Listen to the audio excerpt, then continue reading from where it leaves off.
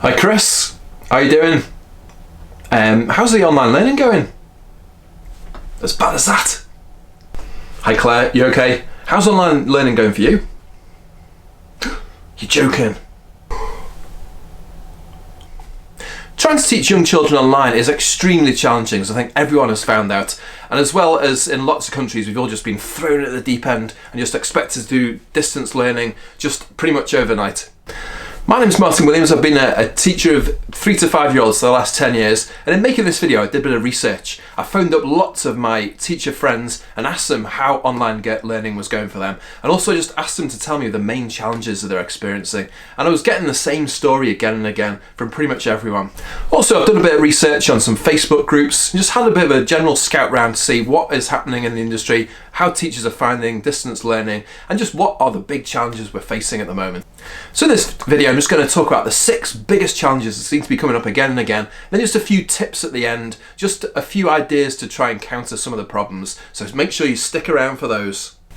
Myself, I've always taught children between the ages of about 3 to 5 for over 10 years, and most of the people I spoke to as well were in that kind of age bracket, maybe up to about 7-year-olds. So it is specifically for sort of 3 to 7-year-olds, but I think a lot of these things will apply higher up and are universal across the board. Challenge number 1 that pretty much everyone talked about was technology problems. This could be all sorts of things. There's someone I spoke to and their school server went down for 2 days and they couldn't do anything. There's also all sorts of issues of the children not being able to use whatever it is, like Google Meets or Zoom and all that kind of stuff. Seems to be a common theme about the mute button and microphones, that children don't quite know how to use them, and so they all end up speaking at the same time, or they're trying to ask questions, they don't know how to unmute themselves, all that kind of thing. Seems to be a common theme across the board. There's definitely a lot of children as well who don't seem to have access to anything to do the online learning. They don't have a laptop. They're struggling to use the parent's phone very often, and I think a lot of children just falling into the cracks and they don't have the technology to do the learning on, and that is very sad. Challenge number 2 is kids not showing up. This falls into different categories. There's definitely a proportion of children that are just not accessing any distance learning at all, and that seems to be the case. I've seen a few polls online and I've been in a few Facebook groups. That seems to be what people are saying.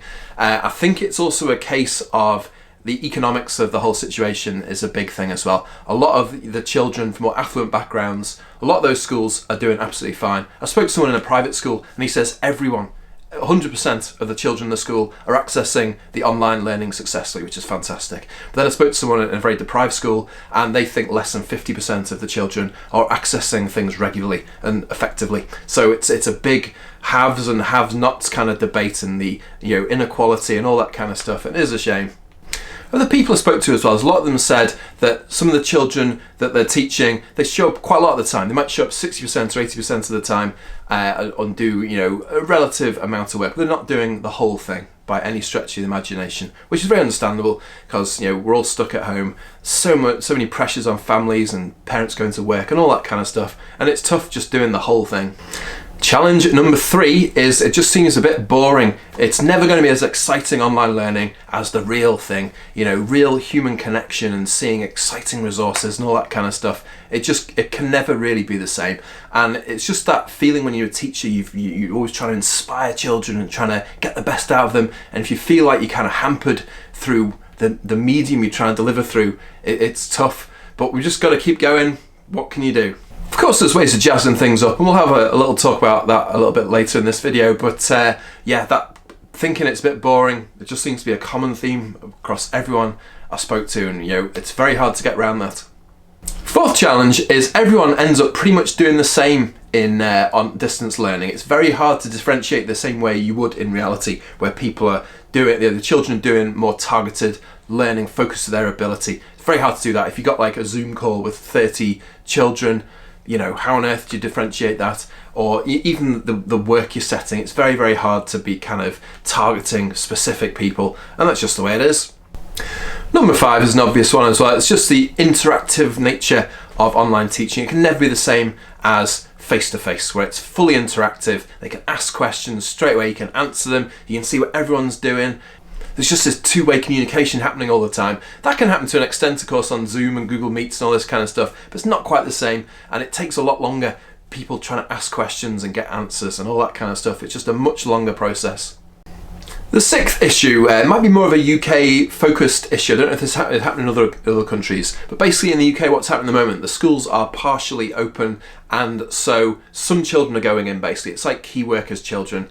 If you're a doctor, for example, or a nurse, or you work in a supermarket, jobs like that are essential. You're allowed to basically send your children into school. So a lot of teachers are trying to mix up doing virtual learning with real learning at the same time. And apparently that's a big challenge. You know, some days you have, say, 7 children in your class, but you might try and do some kind of live Zoom as well to the others. So it's just this kind of balancing of what you do. Do you just cut out the live stuff on the days when you have the children in your class?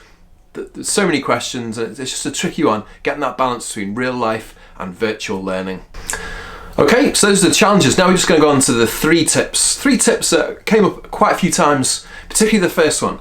The first one is the benefits of live teaching. Pretty much everyone I spoke to said this has been a big boost, and it's definitely, as my experience as a parent, been a big difference through in this lockdown. My children have all had live lessons every day from their school, and that's made a massive difference to their motivation and seeing their friends and all that kind of thing. And I think if you can do some kind of live session, whatever it is, even if it's just simply telling a story or having a chat, I think that makes a huge difference. And everyone I spoke to thought the same thing. Some kind of live session every day is the way to go if you can. Top tip number 2 is breaking it up with interactive games. You know, little funny icebreakers, or PSED style games where children are just playing for a minute or 2 minutes, a fun game. And lots of the games you would play normally, icebreaker games in a classroom, you can do these virtually as well, and it works fine on Zoom or Google Meets and all this kind of stuff. Some examples are things like animal charades, where one person is just going to do an impression of an animal, everyone else has to try and guess. Animal freeze is another one. The idea of this, one person is unmuted, they put some music on, everyone dances around like some kind of animal. You might be dancing like a tiger or like an elephant with massive ears and a trunk or whatever it is. But then when the music stops, you have to freeze. So you have to freeze like an elephant or freeze like a tiger and all that kind of stuff. And there's loads of these games. There's probably hundreds of fun icebreaker style games you can do, and it makes a big difference. Just 1 or 2 minutes, throw them into your session.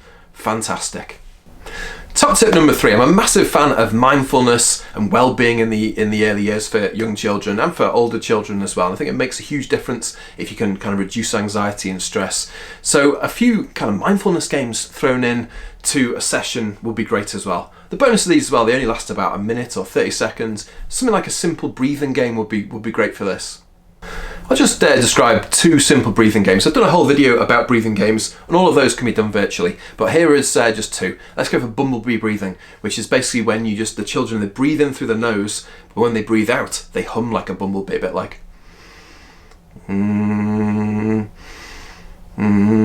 bit like that. And it's a good one as well for putting your hands over your ears and you can hear the hum through your head. And just a good one just for controlled deep breathing and just a bit of a mindful break as well.